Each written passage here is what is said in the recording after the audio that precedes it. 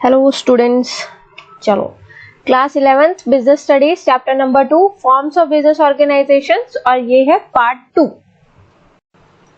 तो third point है हमारा, फर्स्ट सेकंड पॉइंट पार्ट 1 में कवर हो चुके हैं। थर्ड पॉइंट है कोऑपरेटिव ऑर्गेनाइजेशंस कि कोऑपरेटिव ऑर्गेनाइजेशन क्या होते हैं। कोऑपरेटिव ऑर्गेनाइजेशन वो होते हैं, वो ऑर्गेनाइजेशन होती है जो एक दूसरे की हेल्प करने के लिए बनी होती है, एक दूसरे की हेल्प करने के लिए बनी होती है। इनका मेन एम प्रॉफिट अर्न करना नहीं होता है, बल्कि एक दूसरे की मदद करना होता है। A cooperative form of business is a different form of business enterprise. In this form, the main motive is not earning profit, but the main motive of cooperative organization is mutual help. It works with the principle of each for all and all for each. Cooperative organisation में minimum 10 लोग चाहिए होते हैं जिनका interest same हो, minimum 10 लोग चाहिए होते हैं। फीचर्स क्या क्या हैं? Voluntary association.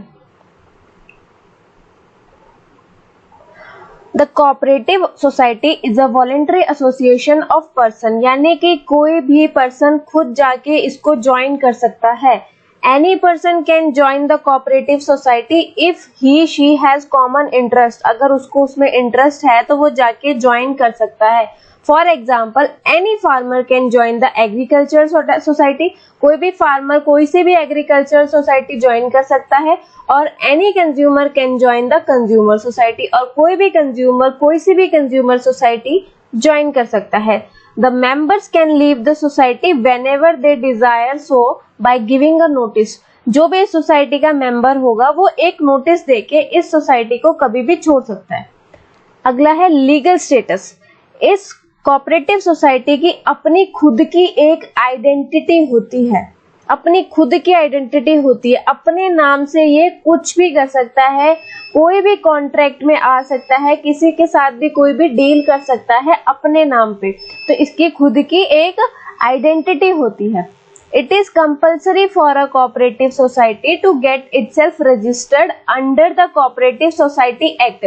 पर इसकी आइडेंटिटी तब बनेगी जब ये अपने आप को रजिस्टर कर लेगा कोऑपरेटिव सोसाइटीज एक्ट के under. After registration, the cooperative organization gets a separate legal entity. फिर इसकी अपनी खुद की एक separate legal entity बन जाएगी, यानी कि identity बन जाएगी। Which means the cooperative society is considered separate from its member.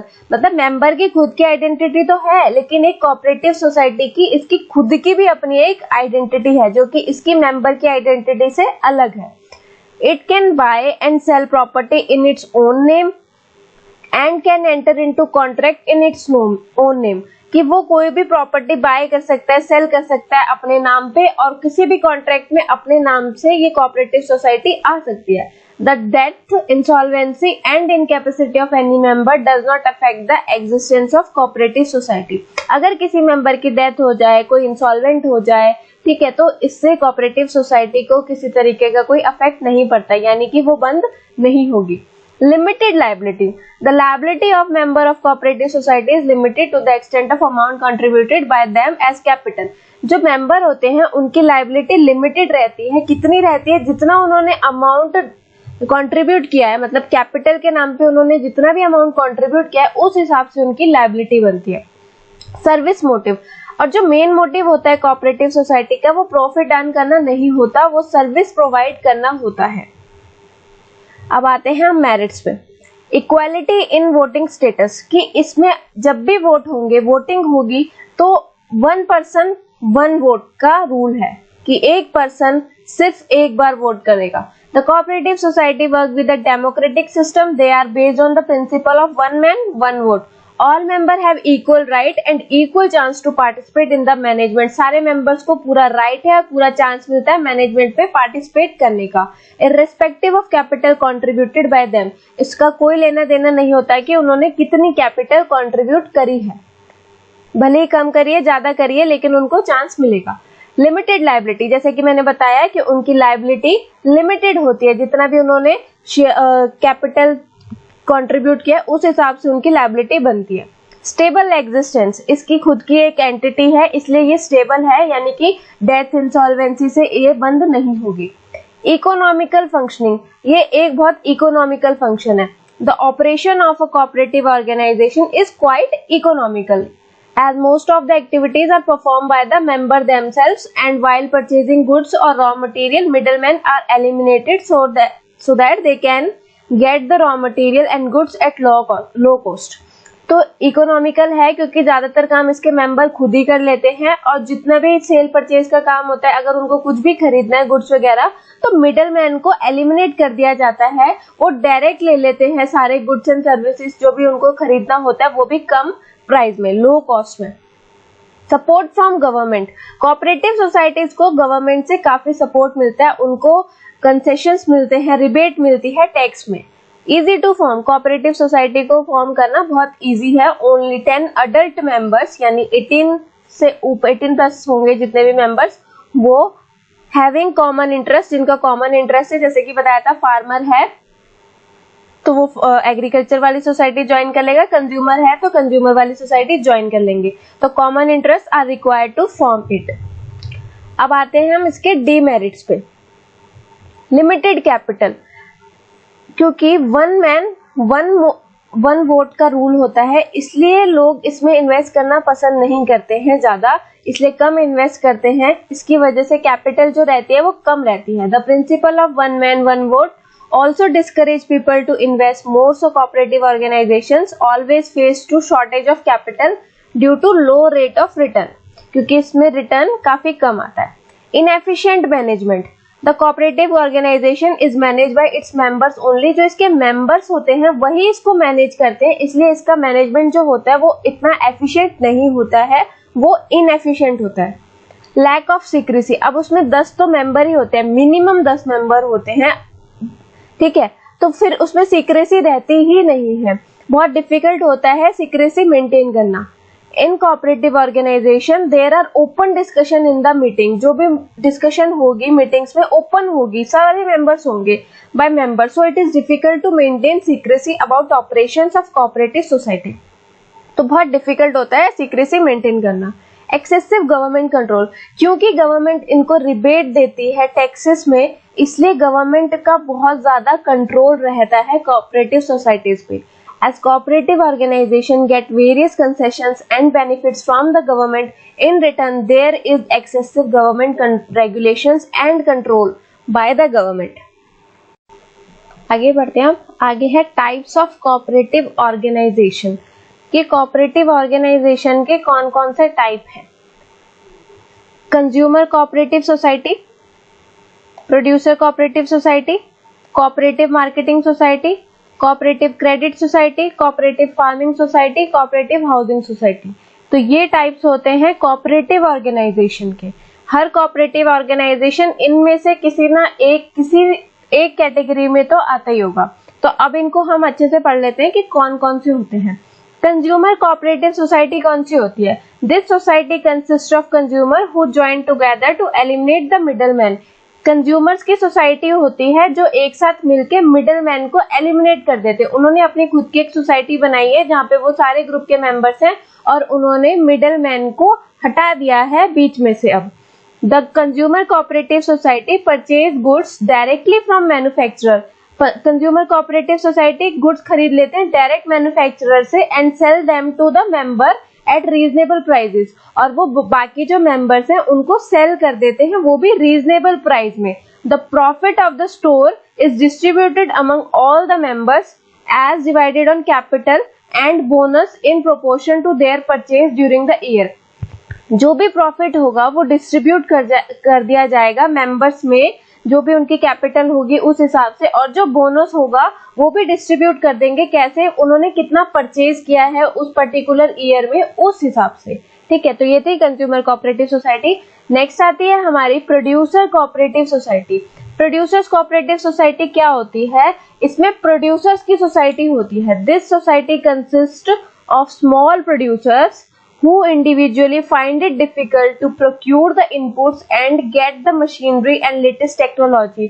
वो छोटे प्रोड्यूसर्स की सोसाइटी होती है जिनको बहुत मुश्किल होता है मशीनरी खरीदना, नई टेक्नोलॉजी की मशीनरी खरीदना या कोई भी इनपुट्स खरीदना जो कि जरूरी है प्रोडक्शन के लिए। There are two types of producers cooperatives, दो टाइप की प्रोड्यूसर कोऑपरेटिव सोसाइटी होती है।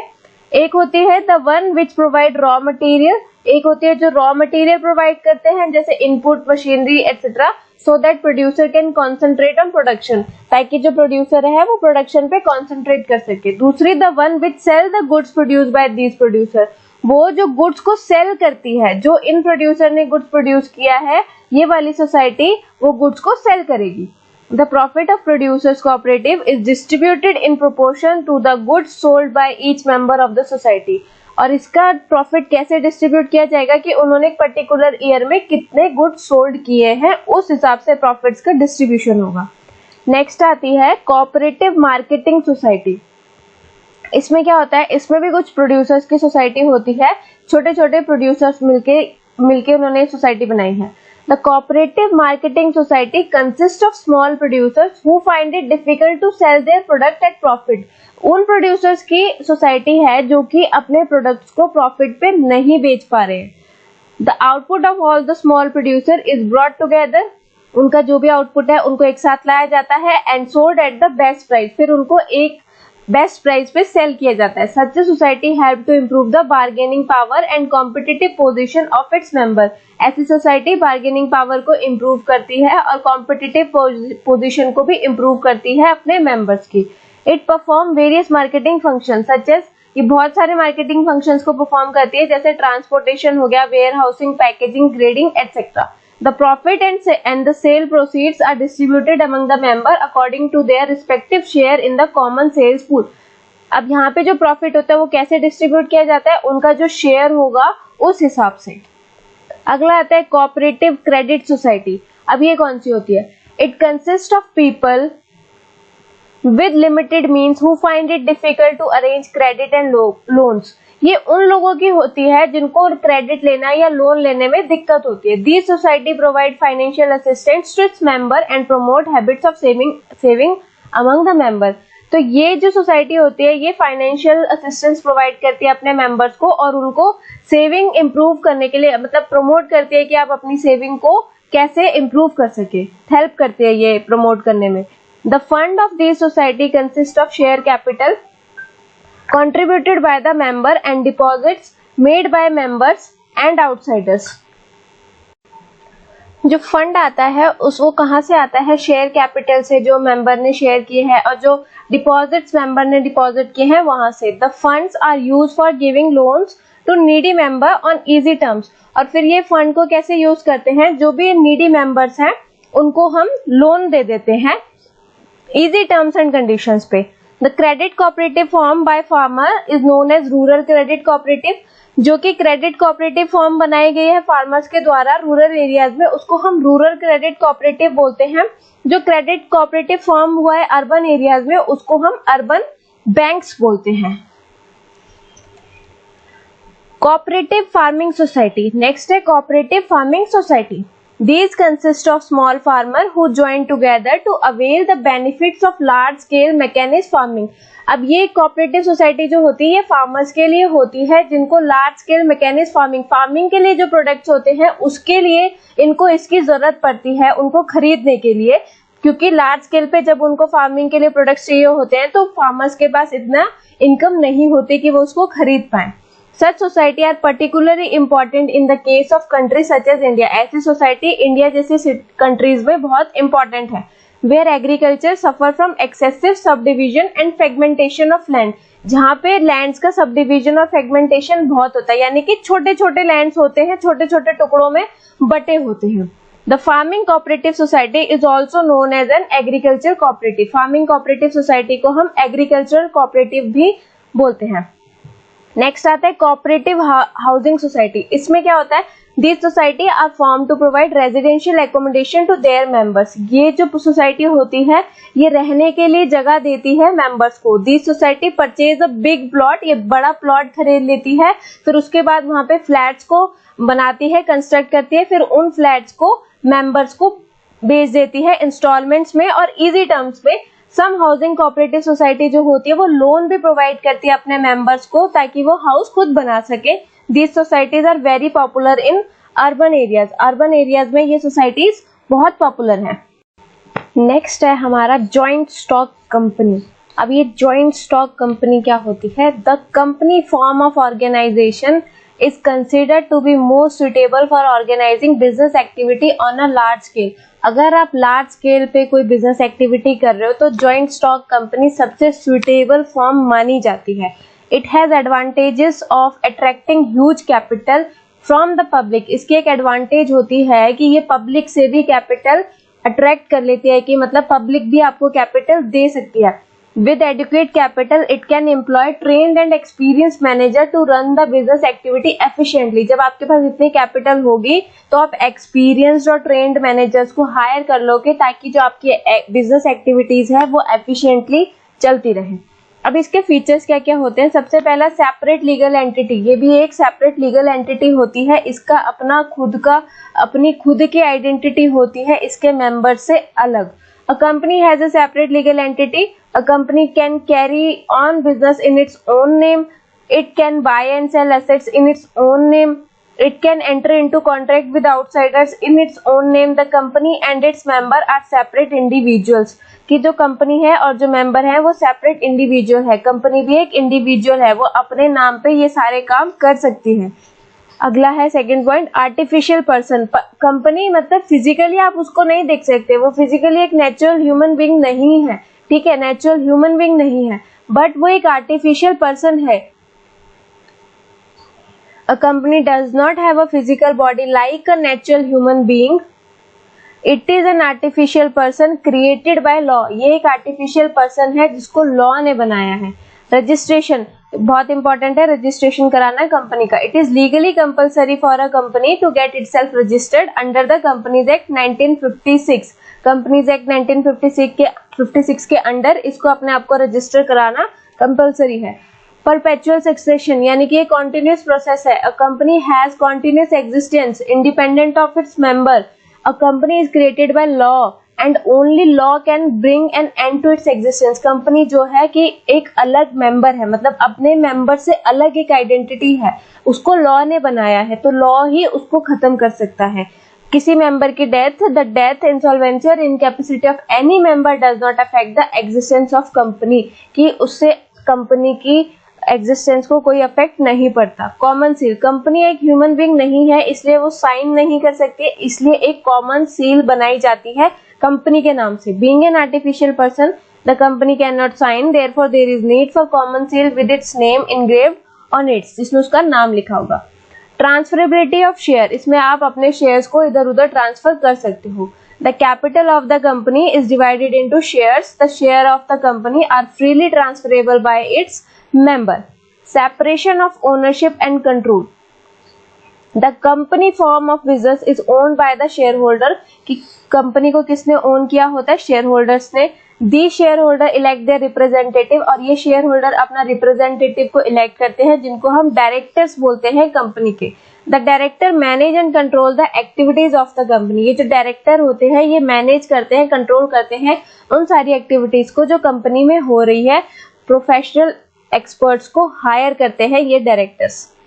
मेरिट्स क्या क्या है? अब merits of joint stock company, सबसे पहला है लिमिटेड लाइबिलिटी, कि जो लाइबिलिटी होती है वो लिमिटेड होती है। The liability of member of the company is limited to extent of their share capital contribution in the company.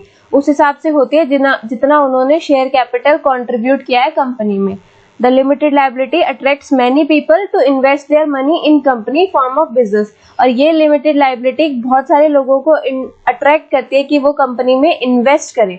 As in case of loss, the creditor cannot have claim over the personal property of the member. अगर loss के case में creditors को बिल्कुल right नहीं होता है कि वो किसी भी मेंबर की पर्सनल प्रॉपर्टी से क्लेम करें। Transfer of interest, the share of the company can be easily bought and sold in the market. जो कभी कंपनी के शेयर हैं वो आप इजिली खरीद सकते हो और बेच सकते हो मार्केट में। If the owner of share is in need of cash he can easily sell the share and get cash. अगर उसके पास शेयर हैं और उसको कैश चाहिए तो वो उसको सेल कर देगा और उसको कैश मिल जाएगा। परपेचुअल एग्जिस्टेंस यानी कि कॉन्टिन्यूस प्रोसेस है, ये बंद नहीं होता। Growth and expansion, in company form of business there is more scope for growth and expansion. Company में आपको ज्यादा ग्रो करने का मौका मिलता है, ज्यादा स्कोप होता है ग्रो करने का।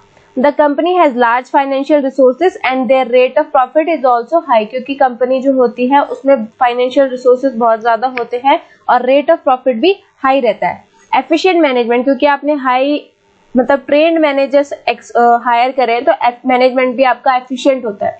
Company form of business has huge fund eight its disposal. It can easily afford to hire professional experts to perform managerial and other activities of the organizations. Next है demerits. Complexity in formation, मतलब इसको आप जब company start करने लोगे तो बहुत सारी लेंदी और लीगल फॉर्मेलिटीज होती हैं जो आपको पूरी करनी होती है। The formation of company involve a lengthy and complicated procedure. Many legal formalities have to be completed. Many documents have to be prepared and submitted. Various permissions have to be obtained. बहुत सारी permission लेनी पड़ती है। To perform these activities, experts are hired who charge high fees. Experts को hire करना पड़ता है जो कि बहुत high fees लेते हैं। Even registration fee have to be paid to the registrar, और registration fee भी pay करनी पड़ती है। Lack of secrecy, अब कंपनी में सीक्रेसी बहुत कम होती है। As per companies act 1956 the company is required to provide lot of information to the office of the registrar of company, की रजिस्ट्रार के ऑफिस में उसको इतनी सारी इंफॉर्मेशन देनी पड़ती है। Such information is available to general public also, और वो सारी इंफॉर्मेशन जनरल पब्लिक के लिए भी अवेलेबल रहती है। अगला है impersonal work environment. Company is not manage by owners, company जो होती है ओनर्स के द्वारा मैनेज नहीं की जाती है। आप मैनेजर्स को हायर करते हो, फिर उनको सैलरी देते हो, लेकिन मैनेजर्स को सैलरी मिलती है, मैनेजर्स को प्रॉफिट नहीं मिलता है। ठीक है, प्रॉफिट नहीं मिलता है इनको। अगर इनको प्रॉफिट नहीं मिलता इनके काम के बदले में, तो ये इतना इंटरेस्ट दिखा के काम नहीं करते हैं। Company is not manage by owners but it is manage by the professional managers. These managers get salary for their service, so there is no direct relationship between the efforts and reward, कि आपको आपके efforts के हिसाब से reward नहीं मिलता है, आपको बस डायरेक्ट एक सैलरी मिलती है। Next है numerous regulations. The company form of business has to comply with various legal formalities at different stages and there is penalty if the company fail to meet any of the formality. कि बहुत सारे rules and regulations होते हैं और अगर आपने वो सब पूरे नहीं किए, अलग अलग स्टेजेस में आपको अलग अलग फॉर्मेलिटीज को पूरा करना पड़ता है, और अगर आपने पूरा नहीं किया तो आपको पेनल्टी भी पड़ सकती है। डिले इन डिसीजंस में काफी डिले होता है। कैसे? In company organisation all the important decisions are taken in the board meeting और आफ्टर कंसल्टिंग वेरियस पर्संस। हर डिसीजन बोर्ड मीटिंग में लिया जाता है या फिर अलग अलग पर्सन से कंसल्ट करके लिया जाता है। And once decisions are taken these have to be communicated to everyone which is again a lengthy process. और जब डिसीजन ले लिया जाए उसको फिर कम्युनिकेट करना पड़ता है हर किसी से, जो कि एक खुद लेंथी प्रोसेस है। As a large number of people are working in company at different level, क्योंकि एक कंपनी में बहुत सारे लोग काम करते हैं अलग अलग लेवल्स पे। नेक्स्ट है ओलिगार्किक मैनेजमेंट, यानी कि बोलने के लिए ही है कि कंपनी एक डेमोक्रेटिक सेटअप है, लेकिन इसकी सारी चीजें सारा कंट्रोल रहता है डायरेक्टर्स के हाथ में। Although we say that there is a democratic setup in the company form of business, but this democratic setup exist only in paper, सिर्फ ये पेपर्स में ही है। In real practice, company is in the hands and control of a few people, that is the director. Company directors के हाथ में होती है, पूरा कंट्रोल डायरेक्टर्स के पास है। Conflicts in interest में conflict आ सकता है। इन company various group of people are involved, such as shareholder, debenture holder, employee होते हैं, डायरेक्टर होते हैं, ये सब होते हैं। Each group has different interest, her group का अलग इंटरेस्ट होता है। For example, debenture holder want their rate of interest to increase, whereas shareholder want to reduce it. Debenture holder जो होते हैं वो इंटरेस्ट को इंक्रीज करना चाहते हैं, लेकिन शेयर होल्डर जो है वो डिक्रीज करना चाहते हैं। So that left over income is more, ताकि जो बची हुई इनकम है वो ज्यादा हो। There is possibility of conflict between various group, इसकी वजह से जो वेरियस ग्रुप्स हैं उसमें कंफ्लिक्ट हो सकता है। अब कंपनी के क्या क्या टाइप होते हैं? कंपनी के भी अलग टाइप होते हैं। एक होती है हमारी प्राइवेट लिमिटेड कंपनी, दूसरी होती है हमारी पब्लिक लिमिटेड कंपनी, और तीसरी आती है हमारी 1% कंपनी। प्राइवेट लिमिटेड कंपनी कौन सी होती है? Private company as per section 268 of Indian companies act 2013, private company means a company having a minimum paid up capital of 1 lakh, जिसकी minimum paid up capital 1 lakh हो या इससे थोड़ी ज्यादा हो, higher paid up share capital हो, as may be prescribed and which by its articles. इसमें क्या होता है, restrict the right to transfer it share, यहाँ पे आप शेयर ट्रांसफर नहीं कर सकते। Has minimum 2 and maximum of 200 member, जिसके मिनिमम मेंबर 2 और मैक्सिमम 200 मेंबर हो। इसमें आप प्रेजेंट और पास्ट एम्प्लॉयज को इंक्लूड नहीं करोगे। Prohibit any invitation to the public to subscribe for any securities of the company, इसमें जनरल पब्लिक नहीं सब्सक्राइब करती, नहीं सिक्योरिटीज में उसका कोई हाथ नहीं होता, किसी तरह का इन्विटेशन नहीं दिया जाता जनरल पब्लिक को सिक्योरिटीज के लिए, यानी शेयर्स वगैरह।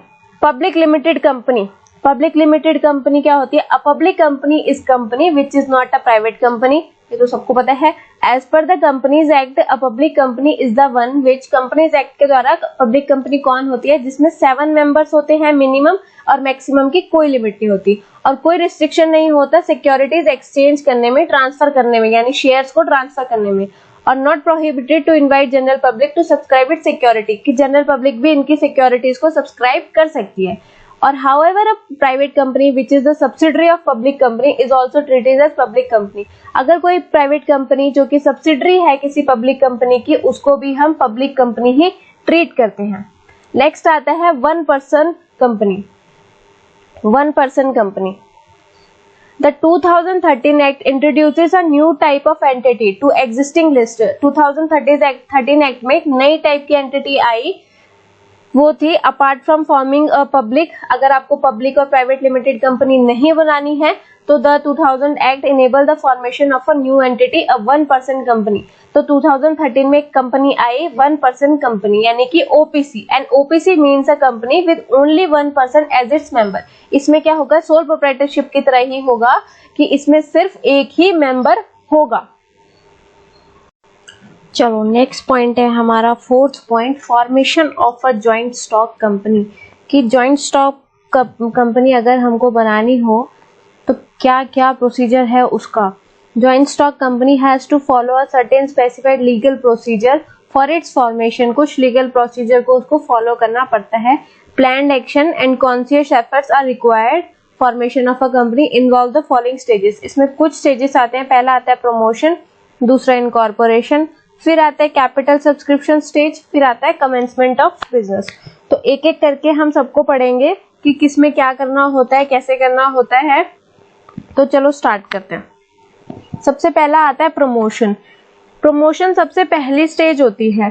प्रमोशन में क्या करना होता है, promotion stage include all the steps right from conception of idea to starting the company till it is form. की कंपनी को पहले आइडिया सोचना, आइडिया सोचो, ठीक है, फिर कंपनी स्टार्ट करो और खत्म करने तक, जितना भी कंपनी बन जाने तक, मतलब कंपनी फॉर्म हो जाने तक, बंद करने तक नहीं, बन जाने तक, कंपनी फॉर्म हो जाने तक के जितना भी काम है वो प्रमोशन में आता है। It is the process of planning and organising all the resources required to form a company. Promotion involve the discovery of business idea, पहले बिजनेस आइडिया सोचो, its investigation and assembling necessary resources to set up the business, फिर सारे resources को इकट्ठा करना business को setup करने के लिए, ठीक है। फिर नेक्स्ट है, एक second,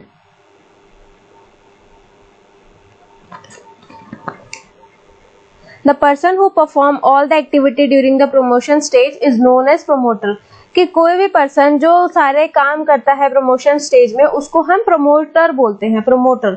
the promoter conceive the business idea and take all initiative to form a company. Promoter जो होता है वो एक बिजनेस आइडिया लाता है और पूरा इनिशिएटिव लेता है कंपनी को बनाने के लिए।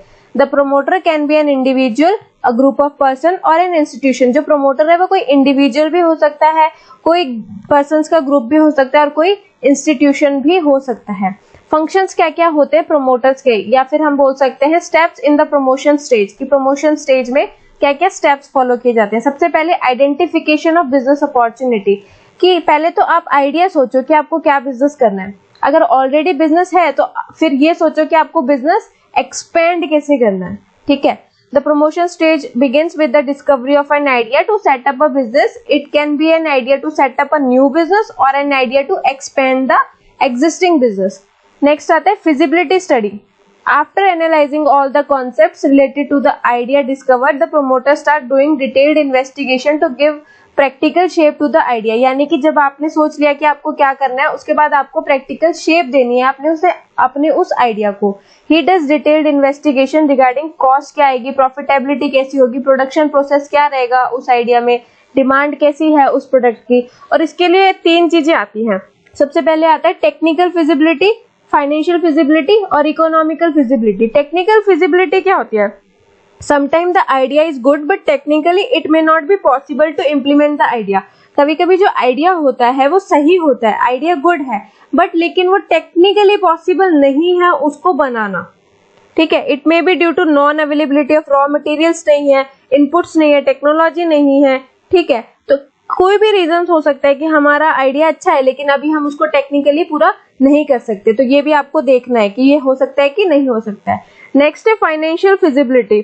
अगर आपके पास जो कैपिटल है, फंड है, वो उतना ज्यादा नहीं है कि आप उस आइडिया को फॉर्म कर सको, उसको बना सको, उसको कंपनी की शेप दे सको, तो आप नहीं कर सकते वो. तो आपको फंड्स भी, फाइनेंशियल फिजिबिलिटी भी देखनी है. लास्ट है इकोनॉमिकल फिजिबिलिटी. कभी कभी कुछ चीजें होती हैं जो कि प्रॉफिटेबल नहीं होती है इन फ्यूचर. अभी आपको आइडिया अच्छा लग रहा है लेकिन हो सकता है वो इन फ्यूचर आपको प्रॉफिट ना दे. तो ये सब चीजें आपको देखनी पड़ती है, ये सारी स्टडी करनी पड़ती है. उसके बाद आता है थर्ड पॉइंट, नेम अप्रूवल. कि कंपनी कोई भी 2 कंपनी का नाम सेम नहीं हो सकता. तो आपको फिर रजिस्ट्रार के पास जाके सबसे पहले अपना नाम अप्रूव कराना पड़ेगा और वो अलग होना चाहिए बाकी जितनी भी कंपनीज बनी है उससे. 2 companies cannot have identical names.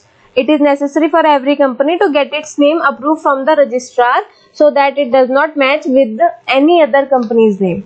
Fixing up signatories to memorandum of association. Memorandum of association में आपको साइन कराने पड़ते हैं. Promoter have to decide about the people who will be signing the memorandum. कि promoter को decide करना है कि कौन memorandum पे साइन करेगा. जो भी साइन करेगा वो फर्स्ट डायरेक्टर्स बनते हैं उस कंपनी के. प्रमोटर क्या करता है, उनसे एक रिटन कंसेंट भी ले लेता है कि वो डायरेक्टर बनेंगे, डायरेक्टर की तरह काम करेंगे. और जितने भी डायरेक्टर के लिए, डायरेक्टर बनने के लिए क्वालिफिकेशन शेयर्स चाहिए होते हैं कि जितने भी आपको शेयर्स की जरूरत है डायरेक्टर बनने की, तो वो सब लोग वो शेयर्स खरीदे. Appointment of professional. फिर क्या होता है, प्रोफेशनल्स को हायर करना पड़ता है. The promoter appoint the broker and underwriter to ensure the availability of capital by sale of a company's security, and solicitors are appointed to deal with the legal matter of the company. broker hire करेंगे जिससे कि वो अपने shares को बेच सकें. bankers को hire करेंगे ताकि फाइनेंशियल डीलिंग जो भी है वो स्मूथली चलती रहे.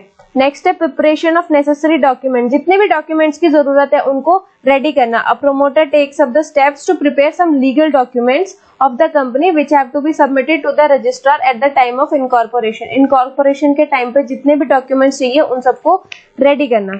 नेक्स्ट स्टेज आती है, प्रमोशन स्टेज हो गई. नेक्स्ट स्टेज आती है हमारी second stage, that is incorporation stage. आपने आइडिया सोच लिया, अब अगली स्टेज आ गई, ये प्रमोशन थी.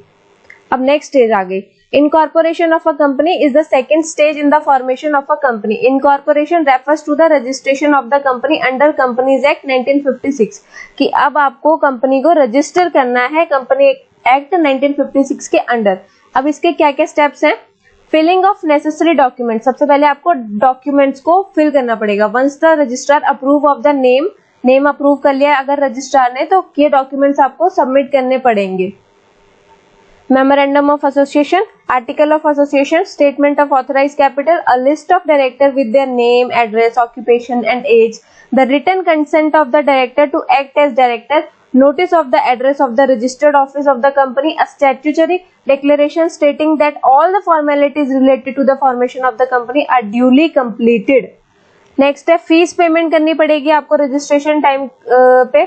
Along with filling of the above document, a prescribed fees of registration also have to be deposited. The amount of registration fees depend on the amount of authorized capital. Registration fees जो होगी वो आपकी authorized capital के amount पे depend करेगी. Next है registration. The registrar verify all the documents submitted and he also check the receipt of fees deposited. Registrar सारे documents को चेक करेगा, फीस भी चेक करेगा कि डिपॉजिट हुई कि नहीं हुई. अगर वो सेटिस्फाइड है If he is satisfied with the validity and authenticity of the document submitted, then the registrar enter the name of the company in his register. फिर रजिस्ट्रार अगर सेटिस्फाइड हो गया तो वो अपने रजिस्टर में कंपनी का नाम एंटर कर देगा. Certificate of incorporation. After entering the name of the company in the registrar issue a certificate of incorporation. नाम जब रजिस्टर हो जाएगा उसके बाद एक सर्टिफिकेट मिलेगा जिसको हम बोलते हैं certificate of incorporation. From this date onward the company is considered as a separate legal entity. और इस डेट के बाद से कंपनी की खुद की एक अपनी पर्सनल आइडेंटिटी बन जाएगी. नेक्स्ट आती है हमारी third stage, capital subscription stage. आपने idea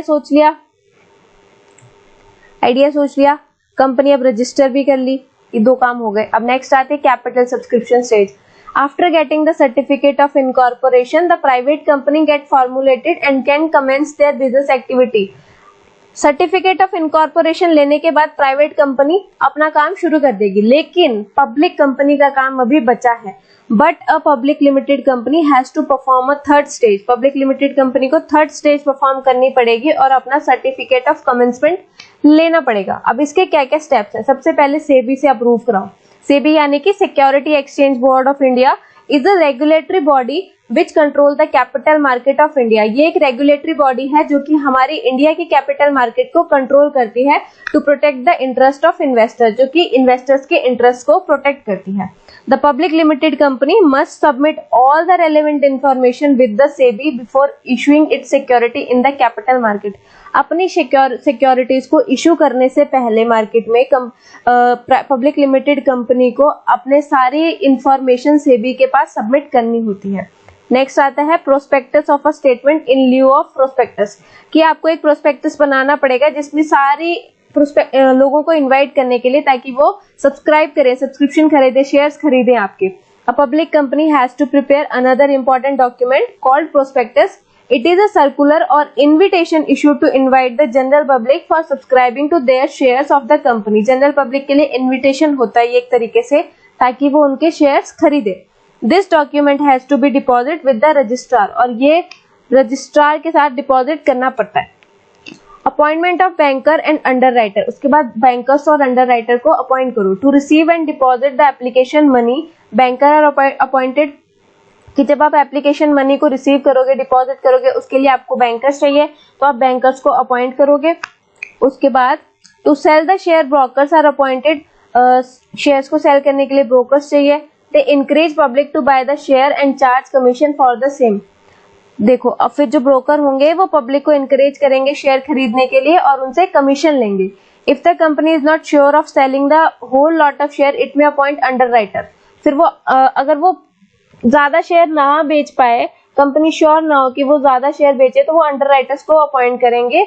they underwrite the share and charge commission for the same, कि फिर वो अंडरराइट करेंगे अपने शेयर्स को और उसके लिए कमीशन चार्ज करेंगे.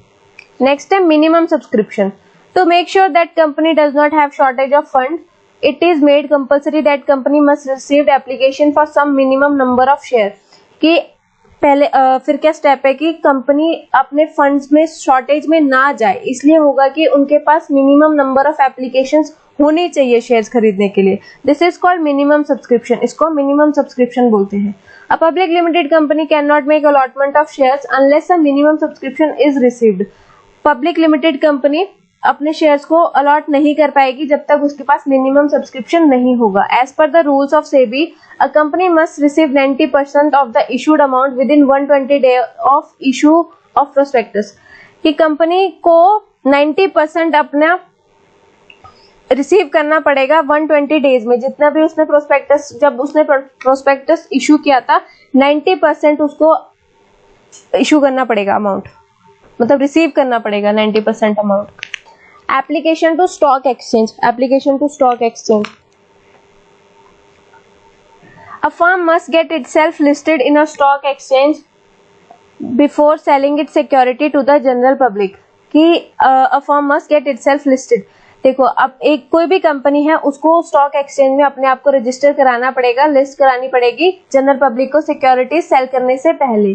The company may apply in any of the recognized stock exchange to get the permission. वो किसी भी स्टॉक एक्सचेंज से परमिशन ले सकते हैं, कहीं पे भी अपने आप को रजिस्टर कर सकती है। The stock exchange authority verify the financial soundness and other aspects of the company, if they are satisfied then the name of the company is listed. अगर स्टॉक एक्सचेंज कंपनी सेटिस्फाइड करती है financial condition से या जो भी चीजों से company की, तो वो उस कंपनी को रजिस्टर कर लेगी अपनी लिस्ट में। फिर नेक्स्ट आता है अलॉटमेंट ऑफ शेयर। जब वो रजिस्टर हो जाएगी, after getting the name listed the company prepare a return of allotment. उसके बाद वो रिटर्न ऑफ अलॉटमेंट प्रिपेयर करेगी। Return of allotment is a statement giving detail about the name and address of the share holder.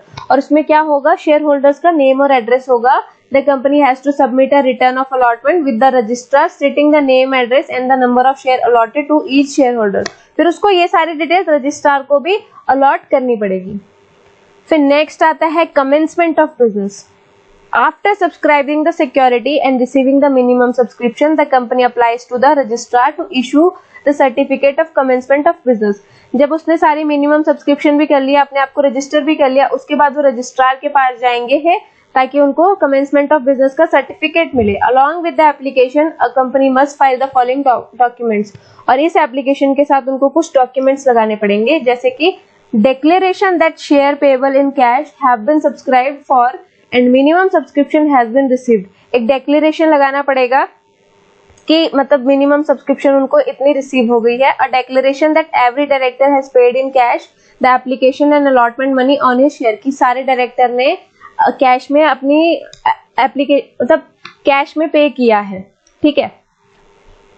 A declaration that no money is pending to pay back to the applicants की, और declaration लगानी पड़ेगी कोई भी applicant को किसी भी तरीके की कोई पेंडिंग मनी नहीं बची है देने के लिए।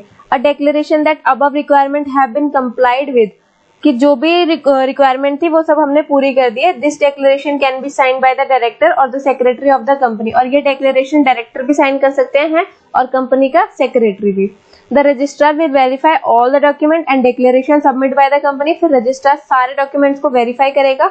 If he is satisfied with the authenticity or validity of these documents, then he will issue a certificate for commencement of business। अगर वो satisfy होगा तो फिर वो एक commencement of business का certificate issue कर देगा। The company can start its business activities from the date of issue of the certificate। फिर public company उस दिन से अपना काम शुरू कर सकती है। तो thank you so much video देखने को। चैनल को सब्सक्राइब जरूर करना और पार्ट 3 जरूर देखना।